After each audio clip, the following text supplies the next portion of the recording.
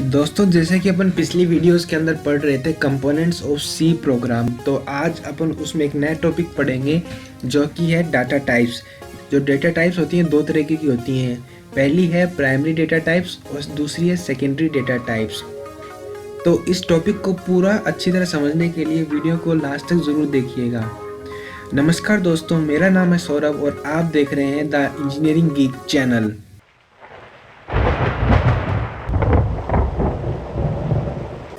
तो पहले शुरू करते हैं पहला टॉपिक जो कि है प्राइमरी डेटा टाइप्स। तो ये 5 तरीके की होती हैं, जिसमें पहला जो है ये होता है वॉइड, दूसरा कैरेक्टर, तीसरा होता है इंटीजर, चौथा होता है फ्लोट और डबल होगा फिफ्थ पॉइंट। गाइस, ये जो फर्स्ट जो होता है ये वॉइड अपन सिर्फ फंक्शंस के लिए यूज़ करते हैं, क्योंकि इसका मतलब है कि कुछ नहीं। वॉइड मतलब खाली।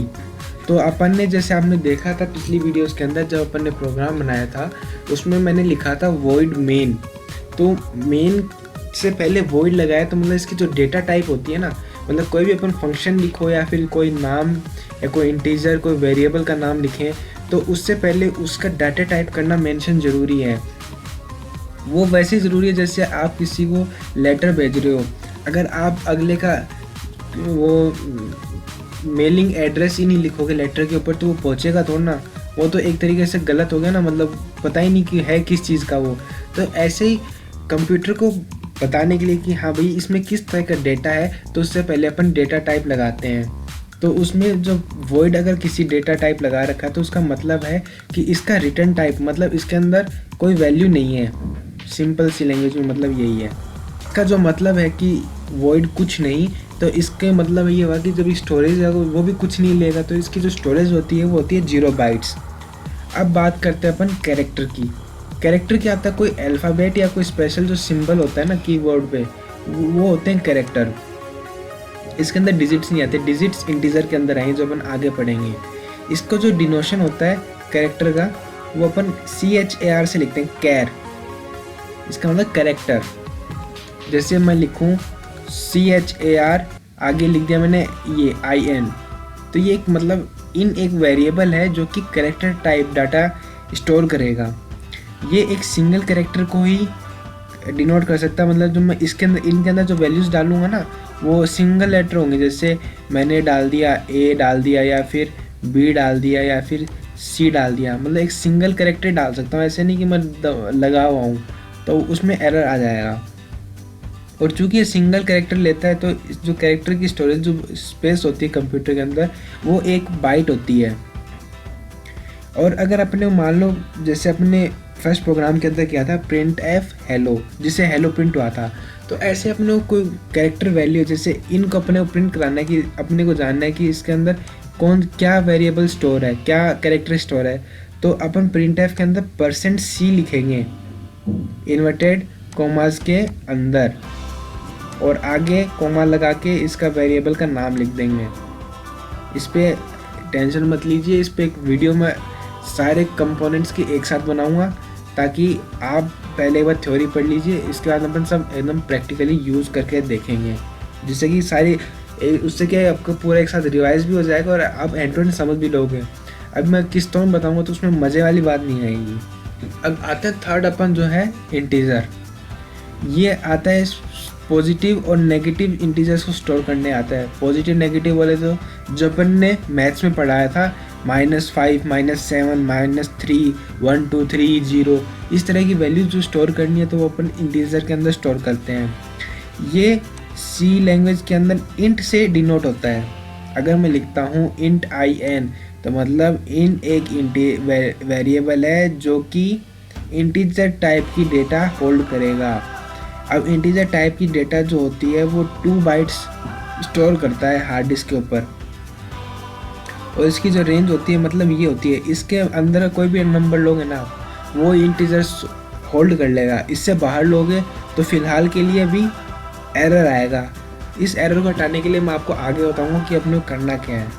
और सेम है, अगर आपको आउटपुट में लेना है कि कौन से वेरिएबल ने क्या वैल्यू स्टोर कर रखी है, तो आप %D यूज़ कर सकते हैं। इसके बाद में आता है फ्लोट।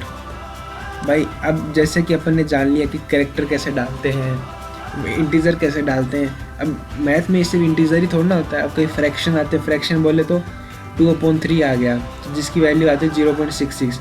अब मुझे डेसिमल वैल्यू डालनी है, तो उसके लिए अपन इंटीजर में तो स्टोर कर नहीं सकते, तो उसके लिए अपने को एक नई डेटा टाइप चाहिए। तो उस काम के लिए अपने पास जो वेरिएबल है वो है फ्लोट डेटा टाइप। तो इसके अंदर डेसिमल वैल्यूज़ अपन स्टोर कर सकते हैं या फिर बोले तो रियल नंबर स्टोर कर सकते हैं। इसकी प्रिसीजन 6 डिजिट्स है, मतलब आपने कोई लिखा है 1 तो पॉइंट, तो इसके आगे आप 6 डिजिट तक इसकी प्रिसीजन आएगी। और इसको लिखने के लिए अपन फ्लोट लिखते हैं। अगर कहीं लिखा हुआ है फ्लोट इन, मतलब तो इसका मतलब है इन एक वेरिएबल है जो कि फ्लोट टाइप की डेटा होल्ड कर रखा है, मतलब डेसिमल वैल्यू होल्ड कर रखी है। इसकी स्टोरेज जो की बात करें तो ये 4 बाइट्स यूज़ करता है अपनी हार्ड ड्राइव के ऊपर, और आउटपुट लेते समय अपन %f यूज़ करेंगे। इसके बाद में आती है डबल। ये डबल बोले तो ये फ्लोट के से भी ऊपर है, एक होता ना हिंदी में जैसे सुपर से भी ऊपर, तो ये है डबल। ये भी रियल नंबर स्टोर करता है लेकिन डबल प्रिसीजन के साथ, समझे। अब जैसे क्योंकि इसके अंदर क्या है, एरर आने चांसेस कम है। मान लो कहीं आपने एडिशन किया प्रोग्राम के अंदर, सब्ट्रैक्शन किया किसी डेसिमल वैल्यू का, तो इसमें आपको ज़्यादा प्रिसीजन मिलेगा, मतलब इसका आंसर जो होगा वो मोर अप्रोक्सीमेट होगा रियल आंसर के। इसको डिनोट करने का भी जो वे है वो डबल लिख के होता है। डबल करके जैसे कोई इंटीजर नाम लिख दिया, IN लिख दिया, तो इसका मतलब है कि इन एक वेरिएबल है जो कि डबल टाइप की डेटा स्टोर कर रहा है। इसकी स्टोरेज जस्ट डबल है फ्लोट से, मतलब इसकी 8 बाइट्स है।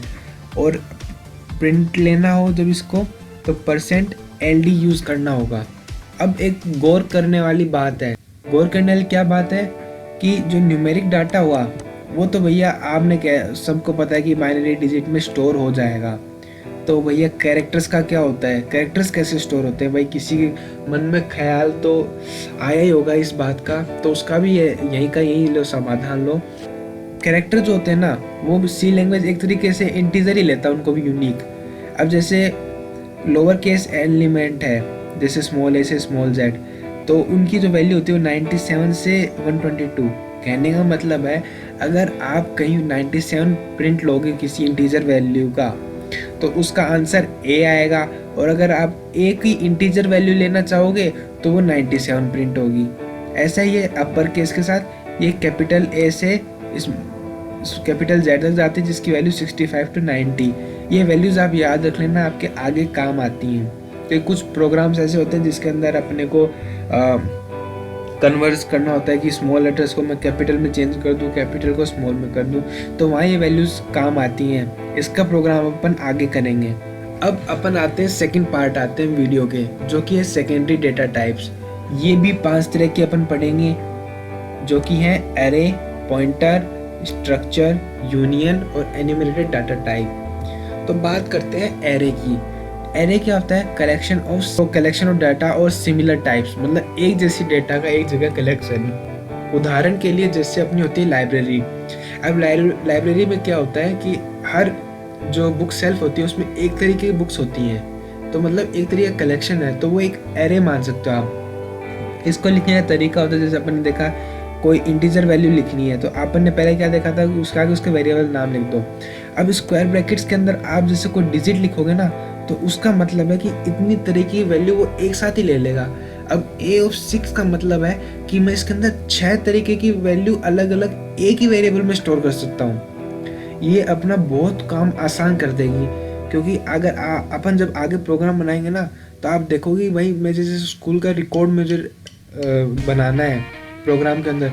अब एक क्लास में मान लो 100 बच्चे हैं, अब 100 का अलग अलग 100 वेरिएबल थोड़ा ना करूँगा। इससे अच्छा कि मैं ए और स्क्वायर ब्रैकेट में 100 लिख देता हूँ, तो मेरा एक ही वेरिएबल में 100 अलग अलग वैल्यू स्टोर कर ली, तो ये अपना बहुत सारा टाइम बचा देता है और प्रोग्राम की लेंथ भी बहुत कम कर देता है। इसके बाद आता है पॉइंटर। पॉइंटर वो करामाती वेरिएबल है कि जो दूसरे का एड्रेस अपने अंदर स्टोर रखता है। जैसे अपने घर का एड्रेस होता है ना कि हाँ भाई इस पते पे ये बंदा रहता है, तो वैसे ही अपनी हर डेटा एक मेमोरी एड्रेस पे स्टोर होती है हार्ड ड्राइव के अंदर कि भाई ये डेटा इस एड्रेस पे पड़ा है, और कंपाइलर को पता होता है। तो इस पॉइंटर एक स्पेशल वेरिएबल है जो कि दूसरे वेरिएबल के एड्रेस स्टोर रखता है। इसको डिनोट करने का तरीका सेम है, इंट पी लिख दो, बस फ़र्क आएगा कि अपने उससे पहले एक स्टार लगा देंगे। स्टार ये बताता है कि हाँ भाई एक इंटीजर p है जो कि पॉइंटर टाइप का है और वैल्यू कैसी है इसके अंदर इंटीजर टाइप की। अब आती है बात स्ट्रक्चर की। स्ट्रक्चर क्या होता है, सेम इंटीजर जैसा, लेकिन फ़र्क क्या है कि इसके अंदर वहाँ सिमिलर डाटा टाइप थी, यहाँ डिफरेंट डेटा टाइप है। ये एक नाम में अलग अलग तरीके की आ गई। अब जैसे मैंने एग्जांपल किया था स्कूल के रिकॉर्ड का, बच्चों का क्लास में, अब 100 बच्चे हैं, अब उनका सिर्फ रोल नंबर तो लिखने वाला नहीं। अब मान लो मुझे उनका नाम भी स्टोर करना है, रोल नंबर भी करना है, तो पहले क्या था भाई नाम के लिए अलग वेरिएबल बनाओ, रोल नंबर के लिए अलग बनाओ। तो अब इसका एक रामबाण इलाज है कि अपन एक स्ट्रक्चर ले लें।